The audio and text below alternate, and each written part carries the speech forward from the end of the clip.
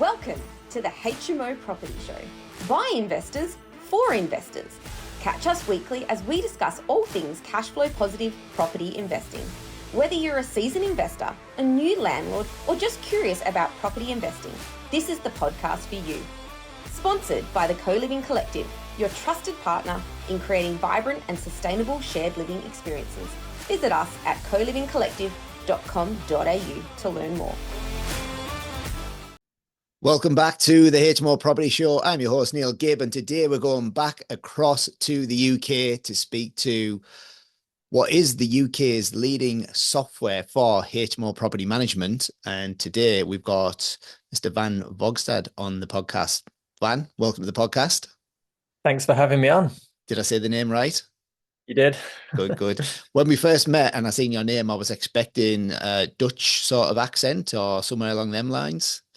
Yeah, it usually surprises people when I have quite an English, arguably even Brummie accent. Yeah, you sound more English than me, I think. Got a little bit of Australian going on in my accent nowadays. So, mate, Yeah, COHO. I thought you were Australian at the start when I Did first you met really? you. Yeah. Did you? Wow. I need to start hanging around with some more English people, don't I? So, mate, COHO, the reason I want to get you on the podcast today is we are looking at using your software, and there'll be other HMO operators all across Australia that are probably in the same boat as me. We're looking for some new software. We've had Rick Gannon on the podcast just recently, and I know that COHO acquired Tenant, which was previously Rick's software. So we'll talk about the sort of evolution of the software. We'll talk about what it does, and we'll talk about your sort of involvement in the HMO space as well, because you're more than just a software developer, mate. There's a lot going on with you and everything in the background, isn't there? Yeah, that's true. Yeah, I'm quite passionate about the industry. Yeah. Why is that? Well, I guess jumping into it was because when I left university, I went to live in a house share. Yeah.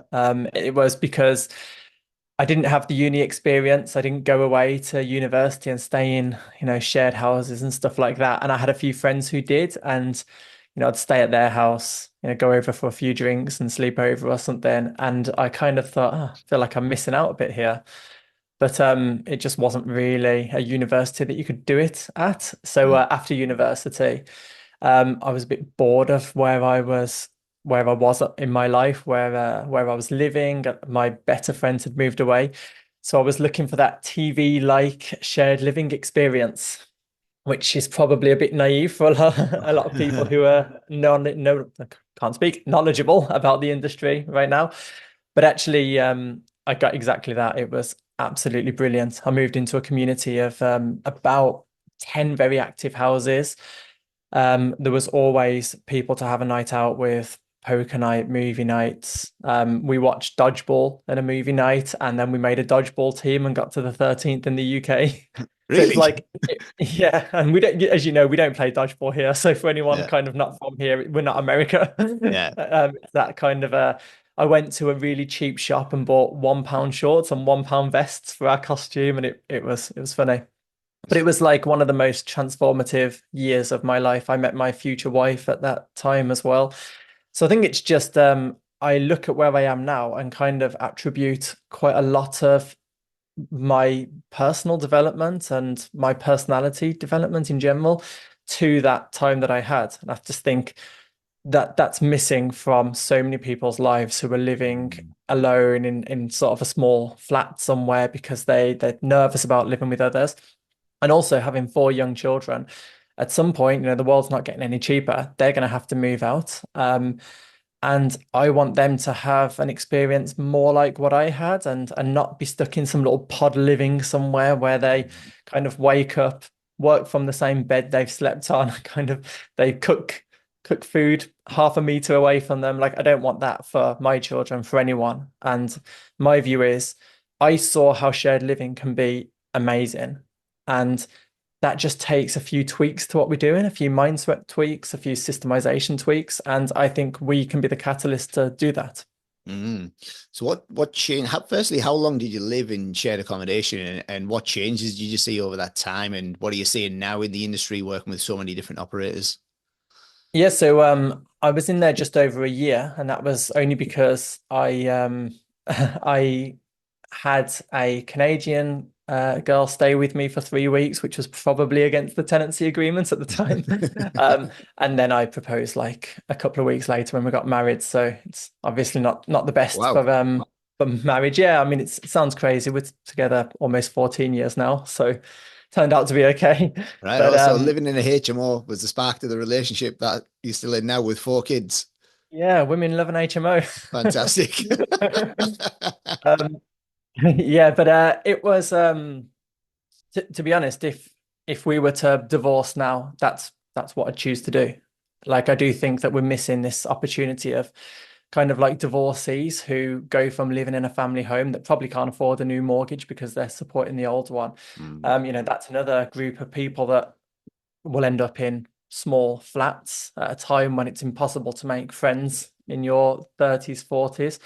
But actually, there's probably a few people just like them that are in the same position that they yeah. could three, four of them live in a nice size house.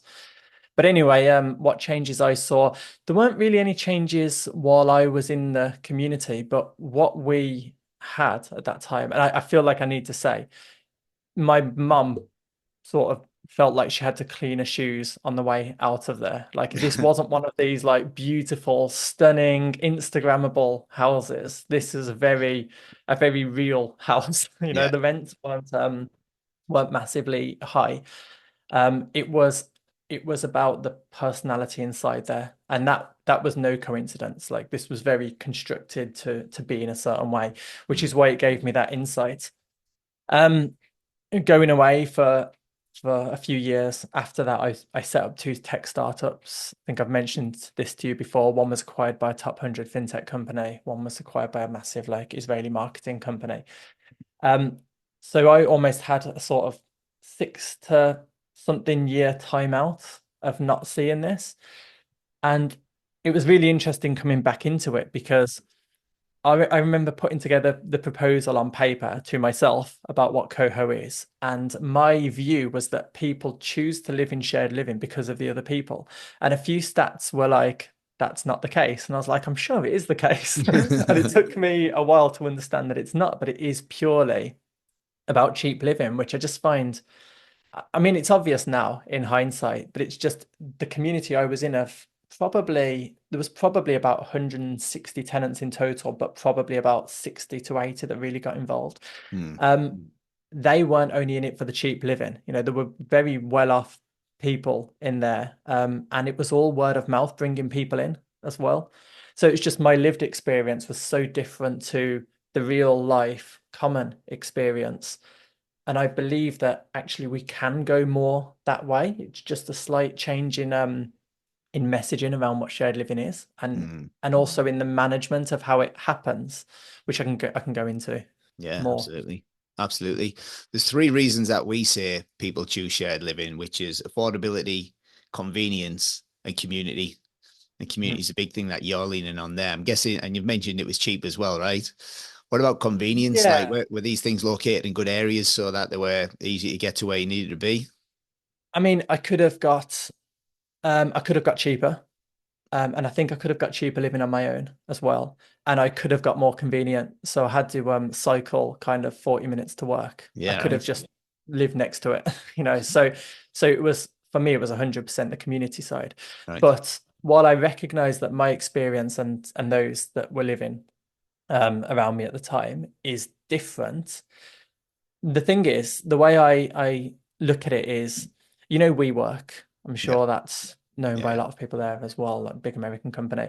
So office space was common all over the world. For someone who didn't have their own office, you could get a Regis or whatever company would be like, you'll hire a room or part of a room for whatever. It was extremely boring and used by quite small companies, maybe like single insurance people, like that sort of thing. Mm, WeWork came along and they took something that people generally needed, but people didn't do because it was boring and people in suits kind of thing. And they made it trendy. They made it more about who it is that's in there. It's about like, you're not in there just for the desk, but you're in there for the creativity, to be around other interesting people that's going to make you better and more motivated, and you're going to absorb some of that creativity. That's why we're able to sell their spaces at such a premium, because it's about lifestyle, and lifestyle is like the most important thing, like, to somebody. It's like how they view themselves and how they want other people to view them. They don't want to be the person that they've got a business, but they go to a room in a library to work. They want to be the person that goes to the yoga morning at this really cool co-working space, and then they've got one of these whatever trendy coffees are going at the moment by the in-house barista. And that area of lifestyle is worth so much more. It's why like iPhone is able to sell for a lot more than an Android, because people want to be someone with an iPhone, especially if you're young and you're really image conscious, which a lot of tenants are. So what I think is really interesting right now is the industry is generally focused on the affordability piece of it. They're missing out on potentially a massive increase in value on that lifestyle piece.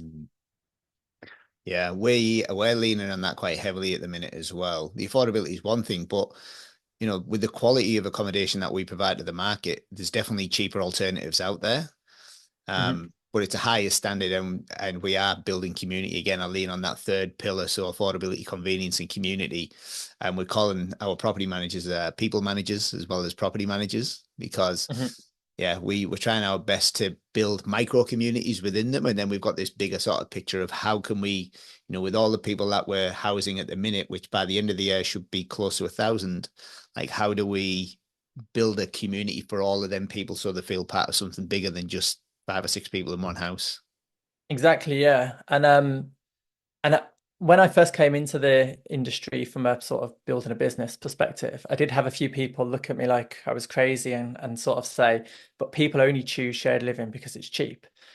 And looking at that, it's true. People only choose shared living because it's cheap, but that's in the same way as if you have a pub right next to a football pitch that's selling cheap beer for people that are rowdy, you might say to them, why don't you up the beer price, or why don't you put food in there? And they'll say people are only coming in here to get drunk. And it's like, well, yes, because that's what you've created. That's what people recognize this as.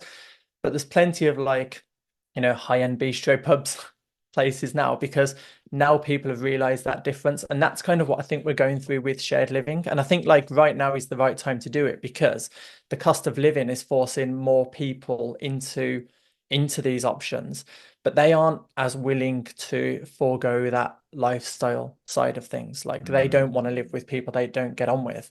But currently, the only people choosing shared living are people that are basically having to accept that they're going to take a gamble on who they live with, because a lot of people don't know going in. And like, to be willing to take that gamble takes either someone who's kind of like, I don't mind, I'm up for a laugh. Like, I'm either going to be with crazy people or it's going to be fun. And that was kind of the position I was in. Or it's going to take people who are just like, the money's just so much more important than how I feel in there, and I want to get out of there as soon as I can. But actually, if people's mentality changes to be around, I'm going to live with people who are interesting and stuff like that, and I'm going to get to know who they are potentially before I move in, then I think we're going to see a massive switch and start to see people actually opting in, because humans are with social creatures. We grew up in 100%. tribes, and we're used to having people around, but right now we're in a world that's dominated by social media. So this part of our brain that absolutely tells us we need that social interaction because that's how we've evolved, that's sort of getting this artificial scratch. It's kind of like eating a pot noodle, if you have that there. I don't know. You have to excuse any English references. Eating a pot noodle if you're hungry, it's kind of like it's making you sort of feel like you've eaten, but you're not really getting anything from it. And that's what I think is leading to a load of like depression and anxiety. Whereas shared living, if you can get people together that are compatible, it's just going to do so much for those people. And that's what COHO is really trying to lead the way on, the messaging change. Yeah. I think you've hit the nail on the head there as well. So why scale and sell to companies and then take some time off and then all of a sudden come back to something that you were in many years ago and think, oh, I want to build something around this now? What was it? What did you see that was lacking in the market where you seen the opportunity? Yeah, well, I mean, I saw the opportunity back then. I remember sitting there with one piece of paper with the business I ended up doing, and another one that was Coho. Didn't have the name back then. It was like, I don't know, shared living something. Um, and I was looking at them and going, okay, this business, I can sit basically anonymously online, never talking to anybody. Whereas the housing market, it's going to be me at like 25, not really knowing anything, not having any investment properties or whatever, trying to convince people far more experienced of me to do things in a certain way. And I was like, it's just not going to work. So I went to do the other one, which became a success, which meant I could then essentially fund this one and Yeah. also come in with some experience. So I was sort of taken a bit more, I would say a bit more seriously, kind of more like everyone's going to think you're naive when you try to make big changes to things. But at least if they've kind of seen that you've done it before, they might think, okay, if someone's going to do it, maybe this guy's got a chance. So that's the only reason. But actually, I think people often say like when you get an idea, quickly do it or someone else will. But for one thing, no one did. And the other thing is our strength as a team is that we're really, really good product builders. So if someone else has done it, actually all that does is give us a bit more information. So like we can just look at how the market reacted. Mm. So yeah, it doesn't worry us too much. Yeah, yeah. So from inception to putting it into practice, who were the people that tested it out for you? You just Yeah, find so HMO operators and ask them to test it? yeah, our approach to things basically is because every business I've done, this one included, because I come in as someone who's essentially a bit of a noob to the industry. Like I've not managed property, so I'm not going to tell people how to do Yeah. it. I like to create connections early on. There's nothing worse than someone landing in your Instagram or LinkedIn saying, "I've got some software, try it, please." Yeah. So instead, I was able to do it a year before we had software, and I was like, "I've got an idea. If you're willing to take some time just to talk to me about it, will you? Can we just have a chat?" Mm. And I remember having one meeting with a company in the UK who they kind of blew me off a couple of times, but each time I was like, that's fine. If at any point you want to talk, I'm here. And the guy, when I went over and met him, it was like, it was really weird because usually people are a lot more pushing back trying to sell. So he realized that actually wasn't. But I spoke to him 2 years before we actually launched anything. And when he came to the awards that we put on because we run the biggest HMO awards in the UK, Mm. and had to point out kind of who I was a bit more. And he remembered the meeting and yeah, and it's like it's quite an interesting one. But anyway, to answer your question more, it was those meetings early on that let me try and draw from people what their challenges are and what they needed. And then as we're building out the software, it's looking for who our ideal customers would be. And they were generally smaller people because the smaller companies often they still have the time to have so much focus on the core Mm. product. They haven't yet got to the scaling it to Yeah. massive bits. So unlike a lot of businesses who, if you're going to a business school, they'd say take your idea, look for a massive customer who's going to essentially fund it, and then get the mass market. My view is always go for the most intense, like the people who are on the ground, like really innovating in the space, build it around them, and essentially make the bigger people feel that they need that product as well because you've put so much thought into it that they're not going to tell you what to build. They're going to go, okay, they know what they're doing and take the Yeah. product. It's a lot harder. It's Yeah. bloody hard to try and scale a business based on lots of smaller customers, but I think it's the way that you actually like you truly scale to a large size and not just go for a nice lifestyle business. Mm. So how many people are using it now? How many operators are using COHO? Well, we've got over 35,000 tenants on there. Probably Wow. shouldn't say that so openly. Yeah, there's quite a lot of people. We have a really good mix between landlords and like letting agents. And again, that was Yes. always intentional because like often there's this annoying thing that a landlord will often think that the software is for letting agents and the letting agent will think it's for landlords. And that's just because if it's not specifically made for you only, you'll assume that it's not for you. So we had to get through that messaging issue early on, but it was really important to me to get the team to make sure we build it on both sides because the letting agents, they need really like deep, detailed software because they're managing loads of people. And Mm. like the slightest problem is going to cause them bigger problems, and the gains will be really big gains. Whereas the landlords, they're not doing it every day. So they need really simple software that's easy to use. Yeah. So by keeping both markets kind of in balance, it means that we build powerful but constantly simple software. Mm. Yeah, I'm with you.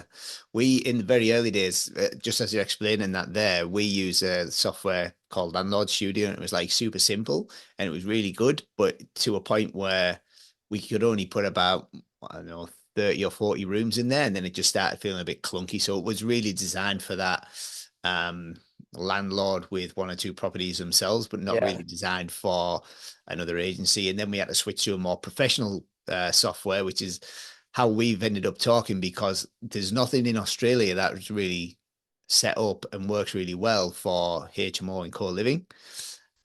Which, yeah, that's why we reached out to you guys, because I've seen, because we've got the HMO Property Codes, the business, I've always been looking back in the UK to see what's going on there. And like you said, you've got the HMO Awards, which we'll talk about in a second. But I've always been looking back there for inspiration, because it's a mature market, it's established, everybody knows what they're doing there. So I've always been taking little bits from there and bringing it over here. With your software now, what's the plans for it to move from the UK? Because it is just set up for the UK at the minute still, isn't it? It is, but only because I mean it makes sense it's in the UK because I'm in the UK. But you know, my previous business, like my first one, was fully in Asia. So like I will move to the market that suits the business first.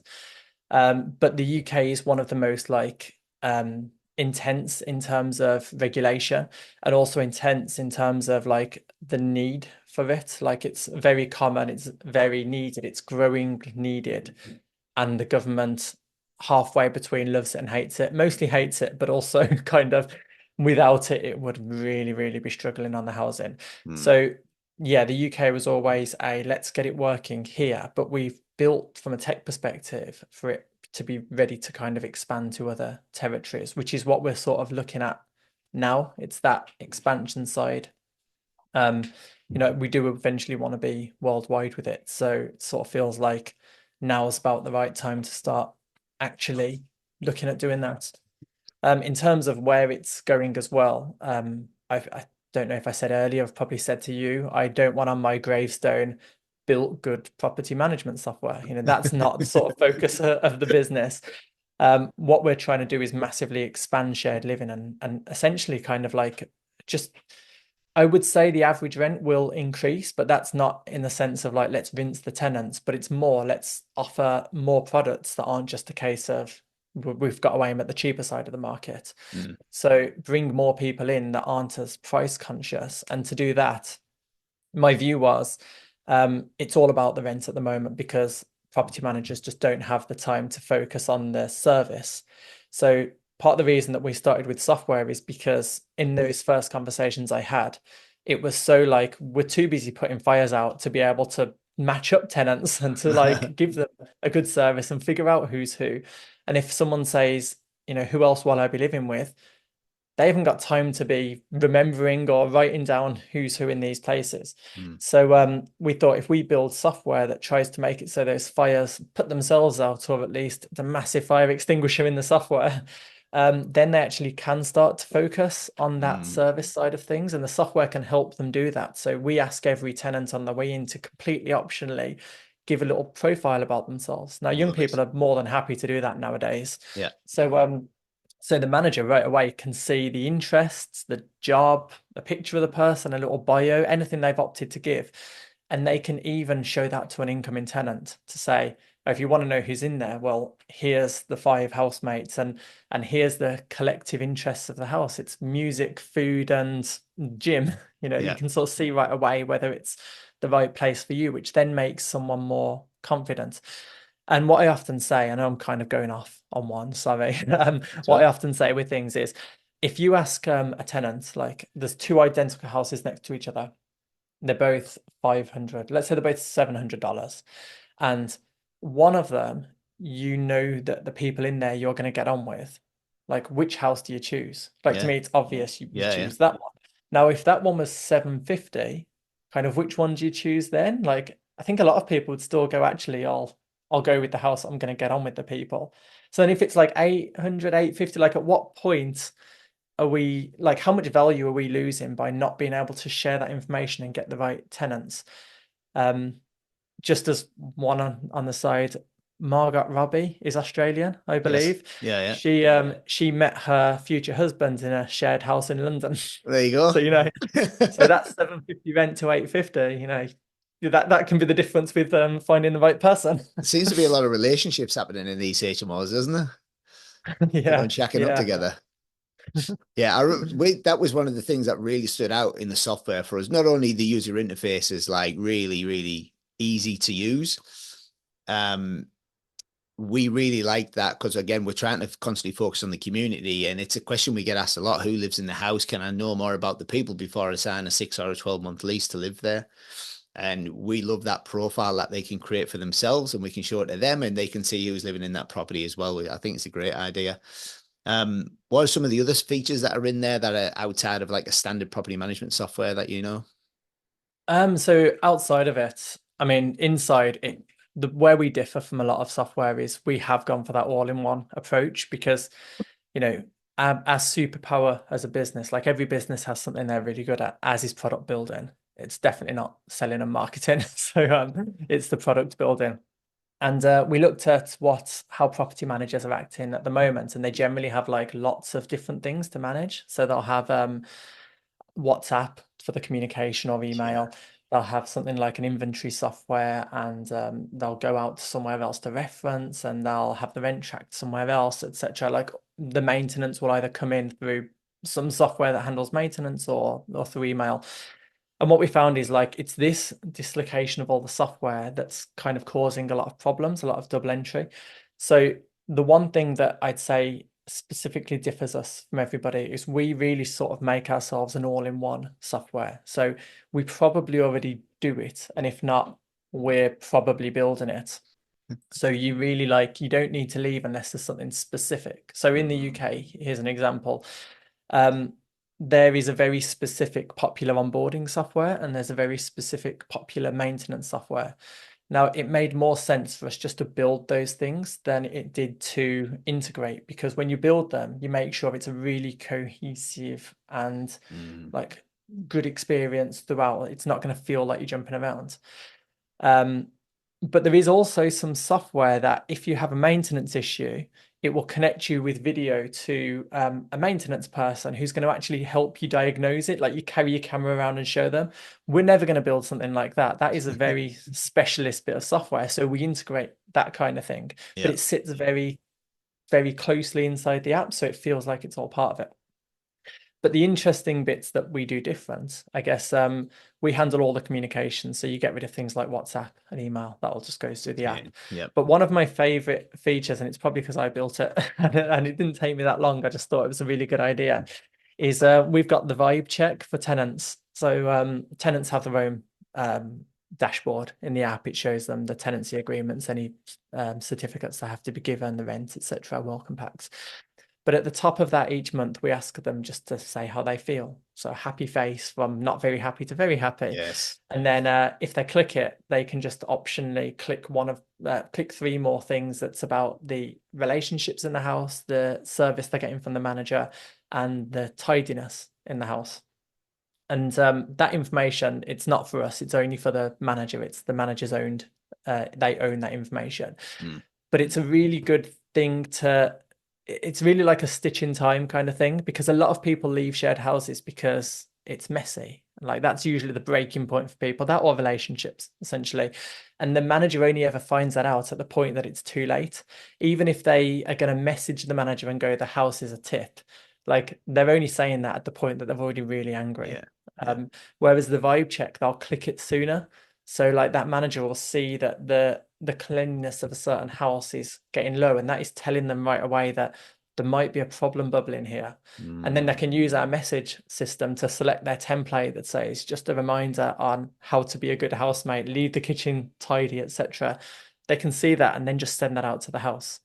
And then it's that kind of like, maybe it leads to them keeping that tenant an extra few months. You know, that's an extra percentage on that profitability and lifetime value of the tenants.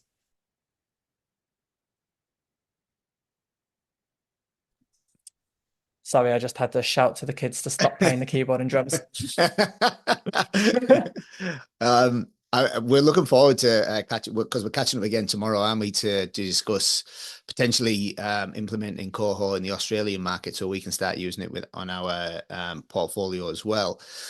What we're doing here is, again, leaning back on that community thing, and we've touched on social isolation and loneliness. And we've partnered with a company called Happiness Co, which is a mental health or social enterprise that has a strong focus on mental health. And what we're building is something called the Happiness Support Platform, which all of our tenants and all of our owners, if they want it, and all of our team will all get access to it. And it's going to be Netflix for mental health. So this is probably a question for tomorrow, but I'm going to ask it now just to see if something like that could be implemented into the software, so that, you know, if, for instance, the vibe check comes back and say, oh, I'm not feeling too good, could it potentially direct into a video or a list of videos that they could potentially watch to cheer themselves up or focus on something positive, something along them lines? Yeah, I think that's a really good idea. There's already places currently inside COHO that like you can put those things to make it visible to people. Sorry, keyboard was playing again. I don't know if this is edited at all. I'm kind of hoping so now, but anyway, okay, good. I'll ignore it when it's happening again.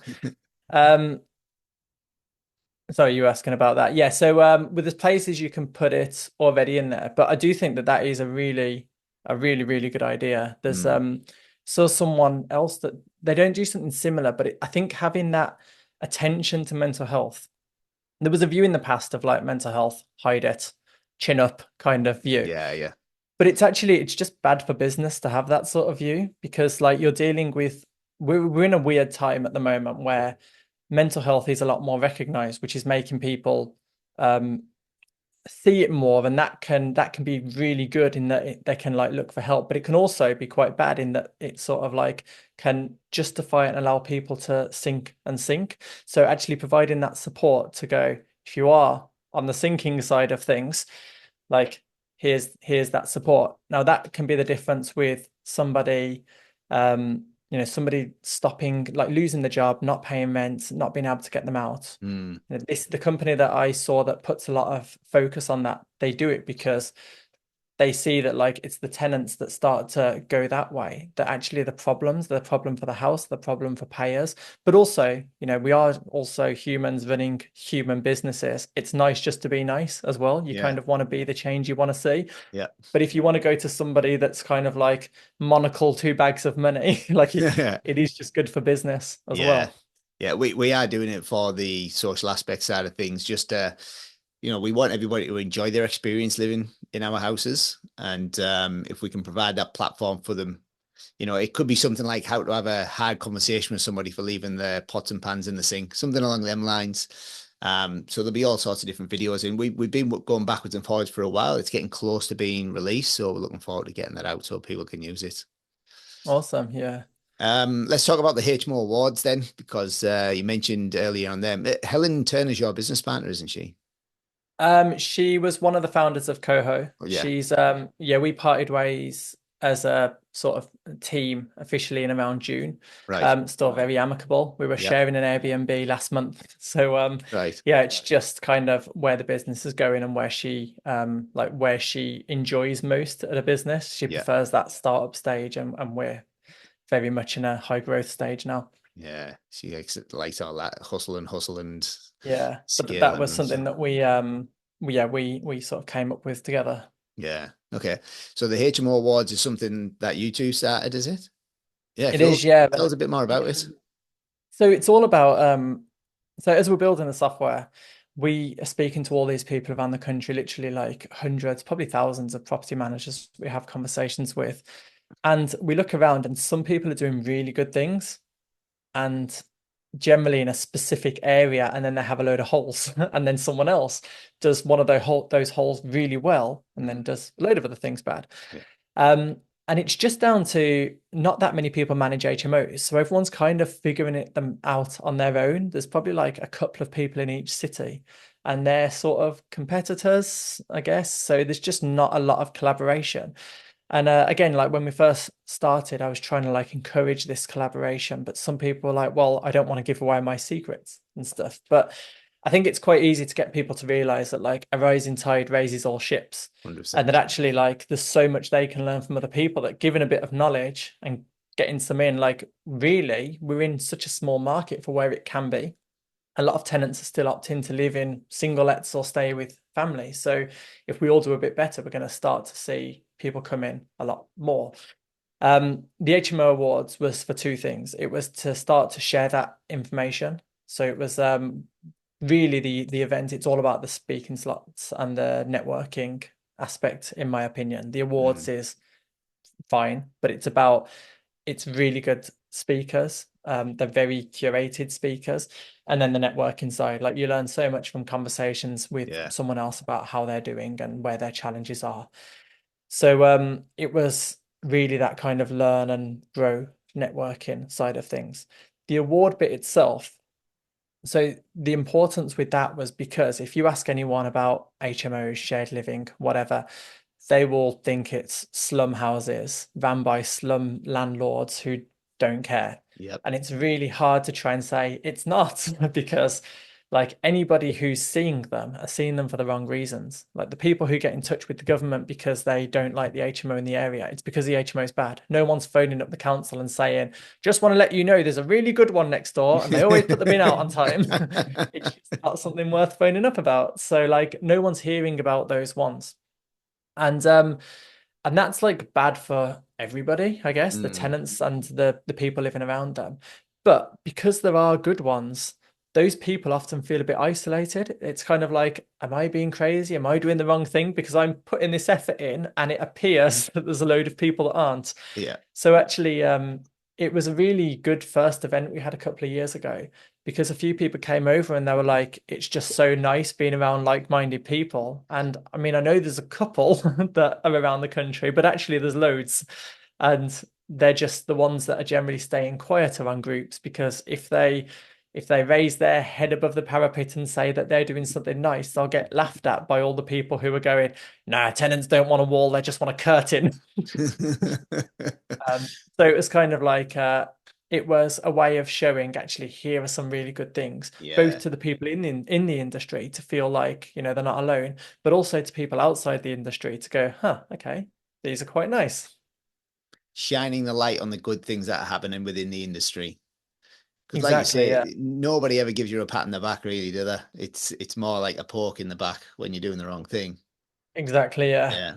What are some of the awards that you've got there then?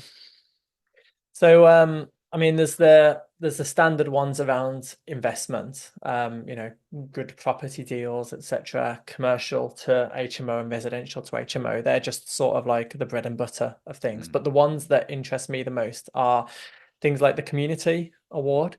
And because that's kind of like, these things they're quite loose intentionally, because people are doing all different interesting things. So it's like they're putting forward like how they're creating a good community experience, but also like why that matters and why it's good for business. Like for me, sustainability is really important, but that isn't sustainability just from an environmental side. Like if you can build an HMO that gets a ridiculously high rent but annoys everyone in the area, you're probably not going to be able to do 30 of them before you get shut down and people start noticing. So it's sustainability on can you keep this business going because it's doing something that people like. So I think that one's a really good one. There's a tenant's choice one that's really good, which is the manager actually like sends out a survey to tenants to fill in, and the judge like reviews it based on what the tenants are saying about the manager, because we can all say we're good ourselves, but actually that was really cool, seeing some of the tenants' experiences about how much it helped them. Some of them like moving into a new country, having no idea what's what, and the sort of support they were given by it. There's one that I quite like, that's like, it's a strange one intentionally, because it really it doesn't ever get a lot of entrance, because what's it called? It's got a really long name, but it's basically about the kind of the around the property, inside the property, the impact it has on the area, and the environmental side of things. Yeah, That's I really should remember the name, but it's got a really long name. It's almost like a university dissertation like name. And it was because I gave the whole category to somebody that I massively respect in the industry, and was like, I kind of want something that's the pushing forward, like leading the way for how things can be, but it's probably only going to appeal to a certain percentage of people, with the view of like, let's raise the bar and more people kind of fill the gap in between. And it definitely seems to have done that. But the entrance to that are really interesting as well. And one of the people, they also were doing something similar to what you were saying on the mental health side, Yeah. helping, and that was quite a good one. Yeah. When you say some people are really raising the bar, what are they doing? What are you seeing out there? Because you get to see, with the awards and with the software, you get to see so many different operators, right? It's not like just speaking to one person. What are you seeing, and how are people lifting the bar now to make the HMO experience even better for people that live there? Yeah, so I think the main change that I'm seeing is people starting to recognize that a good HMO isn't just like an interesting painted wall. And like that was kind of where it was looking before. Like a lot of the main speakers, the reason they were popular and seen was because they were able to do the whole build, rent, refurb, refinance strategy, and it looked nice. So they were achieving like top X% rents, which is great. But there was still kind of a lack of focus on the actual house itself. So it's kind of style and no substance approach. So what I'm starting to see now is more people actually going, this this works well as a cohesive house as well. Actually, funny little anecdote I would have is I was talking to someone about these things, about how like one of the mistakes I see people doing is they're like, okay, I want to create a co-living experience, so I'm gonna put a TV in the living room and sofas, so they've got somewhere to be. I won't convert it to a bedroom. And then a bit later they'll be like, oh, it's a waste of time. No one ever uses it, etc., etc. Like, there's no point. I could have just had a bedroom there. But like when you look at the house itself, what they've actually done is they've got a living room that's got a fire door, so it's always shut. So you can't actually see if there's anyone in there until you go in the living room. So even in a house that wants to interact with each other, first person opens the door. Okay, no one's in there. Go. Next person comes down 5 minutes later. No one's in there. So by like designing it around that way, like, okay, they've got the right mindset, but they've kind of missed how that interaction works. Whereas the people who are thinking about it better, they're going for more like the kitchen, diner, living room spaces, because people often come and make a cup of tea or a snack or something. And then they'll see someone else eating. So then they'll start talking. And then maybe that talking goes to having a drink on the sofa. And then it just creates that more coherent interaction, as opposed to the view of like, I have to go out of my way to try and be like, does anyone want to talk to me today? I think yeah, that slight move away from design aesthetics towards the actual living space, I think, is where I'm seeing more improvements happen. Yeah, it's interesting. I'm thinking about the UK houses as well. They're a lot smaller than what they are in Australia. And in Australia, the kitchen, dining, living area is generally one big space anyway. And the way we were doing our conversions in the early days was we'd buy a 4-bedroom house, which had a games room and a theatre room and had a kitchen, dining, living area. And the games room and the theatre room would become bedrooms. And we'd always keep that common space. And we'd have a dining table in there, a sofa with a TV, and then a kitchen with a breakfast island in there as well. And sometimes you go in and people would be working in there on the laptops while someone's cooking, or somebody be watching TV and having a drink. Or yeah, it makes it feel like a home rather than just 6 bedrooms where everybody's locked away doing their own thing. Yeah, I mean, I find that view, I don't know, I find it a little bit depressing, but I mean, there are houses for everyone, so I don't want to kind of knock Yeah, it true. too much. Like, Yeah. but that view of like 6 people being forced to share the same space that they don't want to be in, and kind of waiting for someone to leave the kitchen. Yeah. And that awkward silence when they're going because their housemates has lived together for 6 months but never really spoke that much outside of maybe saying hi. Like, just doesn't feel like a nice environment. But also, as I said before, it only appeals to people who have accepted that, and it's just that they need their rent to be low enough to have somewhere to live. Yeah, true. True. I had Stuart Scott on the podcast from the Co-Living Revolution, And he does a lot of emphasis on them living spaces, and he does the core working space in there as well. As we've had Peter Yeah. Licorinos, Wendy Whitaker Large, Rick Gannon, well, quite Andy Graham. I know Andy's involved in the HMO Awards with you as well. So we've Yeah, had yeah, I some, got on really good well with a lot of operators. those people. Yeah, Yeah. yeah. So what's exciting for COHO over the next 6 months? What are you expecting to achieve, and what's exciting you? Yeah, so I guess we're sort of getting to that point now that we're starting to push the message more towards the consumers. So the end tenants, like we've just embarked on this massive survey, sent it out to about 40,000 people. So we're definitely in the realms of whatever stats we get out of it, the media will actually be interested in, kind of thing. And it seems to be in early analysis in agreement with what we believe in.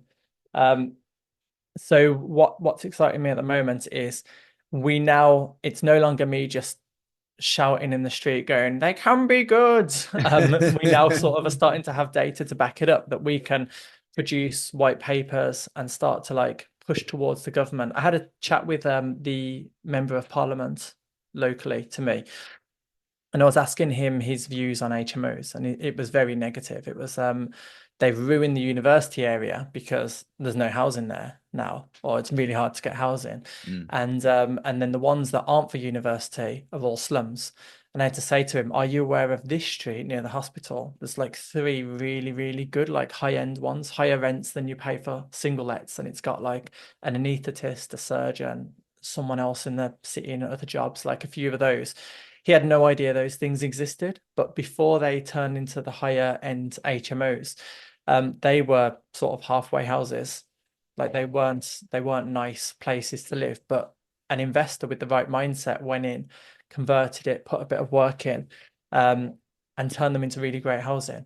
And the conversation I was having with him and someone else in the planning department was about, actually, this can be a really good thing for the city. Like our city is quite underperforming in general. It's a university city, but there's not enough jobs, so people leave.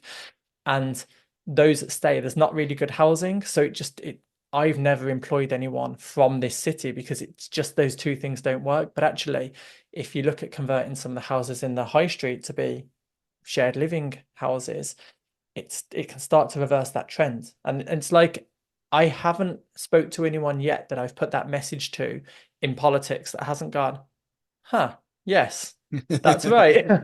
And now we're starting to have the data, and I think we've doubled for the past 3 months how many tenants are coming to COHO to get viewings from places in COHO. And that's indicating to me that they do like this idea of seeing who's in there. So it feels like over the next 6 to 9 months, we're going to shift from just being known in the industry to managers as being like the good software to use for your software. Sorry, for the management, towards tenants going, actually, here. And also, it's not just tenants, it's the parents. This seems to really appeal to parents. It's like I remember when I moved into one, my mom was like, you're going to live with a load of weirdos. But now all the parents can see who they're going to live with, which gives them a lot more confidence. So you're sort of winning both the battles then. Yeah. I remember when my wife, she went to Headingley University, lived in a HMO, and she loved it, absolutely loved it down there. I used to go down on a weekend and catch up with everybody, and just a great vibe down there. Like really, really good. And her mum was a little bit skeptical at first. Like she went to look at the house, she was like, "Oh, you're gonna live in here?" But it was great. I loved it. She loved it. It was just a great time in her life and my life as well. Yeah. So I'm quite excited for where the future is. I think like everything's pointing towards this change happening, not just in UK, not just in Australia. It's everywhere. Like this need for housing, this recognition of mental health, the cost of living, like those 3 things have really just hit hard at the same time. And to me, HMOs are the answer. And the bit that I think is really exciting for the people in the industry is they now have years of going through the hard times of like managing. And I think that we're probably going to start to see the good times then, where the rents are higher and the tenants are a bit more professional, for lack of a better word, kind of like not like bad payers and stuff. So I think yeah, I think we're going to see a big switch up. Awesome, mate. Awesome. Vann, thank you very much for your time and coming on the podcast. I know it was challenging with the kids playing the keyboard and the drums in the background, but mate, you did well. Yeah, no, thanks for having me on. And if anyone needs a keyboard player, I've got an 8-year-old. Yeah, and we are looking forward to catching up tomorrow and talking about getting this software implemented into living rooms in our property management business. Brilliant. Awesome. Looking Thank forward you, to Vann. it. Thank you. Cheers. Thanks for watching. Make sure you tune in the same time next week so you can stay up to date with all cash flow positive property updates.